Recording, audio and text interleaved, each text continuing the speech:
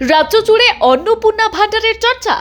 অন্নপূর্ণা ভান্ডার যোজনার ফর্মে সন্তানদের তথ্য চাওয়া নিয়ে বিস্তর বিভ্রান্তি। কারণ ব্যাখ্যা করলেন মন্ত্রী অগ্নিমিত্রা। কি বললেন তিনি? নতুন সরকার কি দিতে চাইছেন না অন্নপূর্ণা ভান্ডার, নাকি দুর্নীতি রুখতে এত কড়াকড়ি? অন্নপূর্ণা ভান্ডার যোজনার আবেদনপত্র ঘিরে ইতিমধ্যেই রাজ্য জুড়ে ব্যাপক আলোচনা শুরু হয়েছে। আবেদন করতে গিয়ে বহু মানুষ নানা ধরনের প্রশ্ন তুলেছেন। বিশেষ করে ফর্মে চাওয়া তথ্যের পরিমাণ দেখে অনেকেই বিভ্রান্ত হয়ে পড়েছেন। আবেদনকারীদের শুধু ব্যক্তিগত তথ্যই নয়, পরিবারের আর্থিক অবস্থা, চাকরির তথ্য, শিশুদের পড়াশোনা থেকে শুরু করে স্বাস্থ্য বীমা সংক্রান্ত তথ্য জমা দিতে বলা হয়েছে। আর সেই কারণেই সাধারণ মানুষের একাংশের মধ্যে তৈরি হয়েছে ধন্দ এবং কৌতূহল। ফর্মে আবেদনকারীদের ব্যাংকের সমস্ত তথ্য দিতে বলা হয়েছে। পাশাপাশি পরিবারের কোনো সদস্য কোথায় চাকরি করেন, কারোর নামে স্বাস্থ্য বীমা রয়েছে কিনা, পরিবারে কতজন শিশু সদস্য রয়েছে, তাদের নাম কি এবং তারা কোন শ্রেণীতে পড়াশোনা করে, এই সমস্ত বিস্তারিত তথ্য জানতে চাওয়া হচ্ছে। এত তথ্য কেন নেওয়া হচ্ছে তা নিয়ে প্রশ্ন তুলেছেন অনেকেই। কেউ কেউ আবার এই পুরো প্রক্রিয়াকে অত্যন্ত জটিল বলেও দাবি করেছেন। আর এই পরিস্থিতিতে বৃহস্পতিবার বিষয়টি নিয়ে মুখ খোলেন নারী এবং শিশু কল্যাণ মন্ত্রী অগ্নিমিত্রা পল।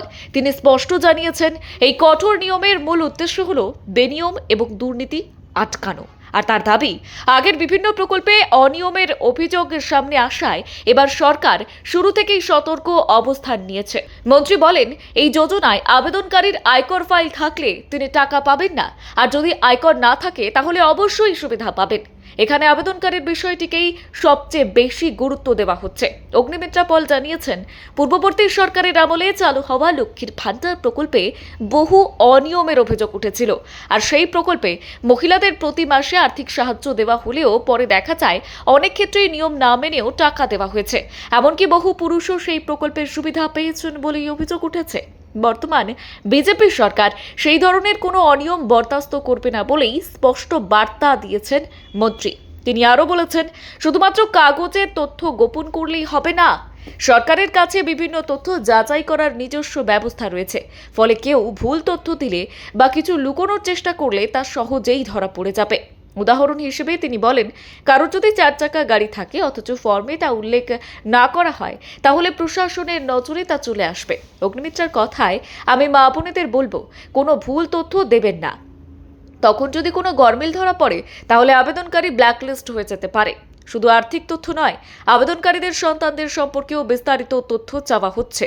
কেন শিশুদের নাম, স্কুল এবং পড়াশোনার তথ্য দিতে হবে, সেই প্রশ্নের ব্যাখ্যা দিয়েছেন মন্ত্রী। তিনি বলেছেন, সরকারের বিভিন্ন স্বাস্থ্য এবং শিক্ষা সংক্রান্ত নির্দেশ পরিবার মেনে চলছে কিনা সেটাও দেখা হবে। মন্ত্রী আরও জানিয়েছেন, আবেদনকারীর সন্তান সরকারি নিয়ম মেনে সব টিকা নিয়েছে কিনা সেই তথ্যও জানা যাবে। পাশাপাশি কোথায় পড়াশোনা করছে সেটাও অত্যন্ত গুরুত্বপূর্ণ। সরকার অনুমোদিত নয় এমন খারিজি মাদ্রাসায় সন্তান পড়লে সেই আবেদন গ্রহণ করা হবে না। অর্থাৎ সরকার যে নিয়ম তৈরি করেছে পরিবার তা মেনে চলছে কিনা সেটাই এখানে অগ্রাধিকার পাচ্ছে। এছাড়াও তিনি জানিয়েছেন, আবেদনকারীদের কাছ থেকে নেওয়া এই তথ্য ভবিষ্যতে অন্যান্য সরকারি প্রকল্প চালু করার ক্ষেত্রেও কাজে লাগবে। কারণ রাজ্যের নতুন বিজেপি সরকার ইতিমধ্যেই প্রতিশ্রুতি দিয়েছে যে কেন্দ্রীয় সরকারের সমস্ত গুরুত্বপূর্ণ যোজনা বাংলায় কার্যকর করা হবে। আর সেই কারণেই এখন থেকেই একটি পূর্ণাঙ্গ তথ্য ভান্ডার তৈরি করার চেষ্টা চলছে বলেই প্রশাসনিক সূত্রে খবর। অগ্নিমিত্রা পাল আরও জানিয়েছেন, আগামী 3রা জুন নবান্ন থেকে আনুষ্ঠানিকভাবে অন্নপূর্ণা ভান্ডার যোজনার সূচনা হবে। আর ওই দিন কয়েকজন আবেদনকারীর হাতে প্রতীকীভাবে এই প্রকল্পের সুবিধা তুলে দেওয়া হবে। সরকারের দাবি, এই যোজনার মাধ্যমে প্রকৃত উপভোক্তাদের কাছে স্বচ্ছভাবে আর্থিক সাহায্য পৌঁছে দেওয়াই তাদের মূল লক্ষ্য। ব্যুরো রিপোর্ট, গলসি বার্তা।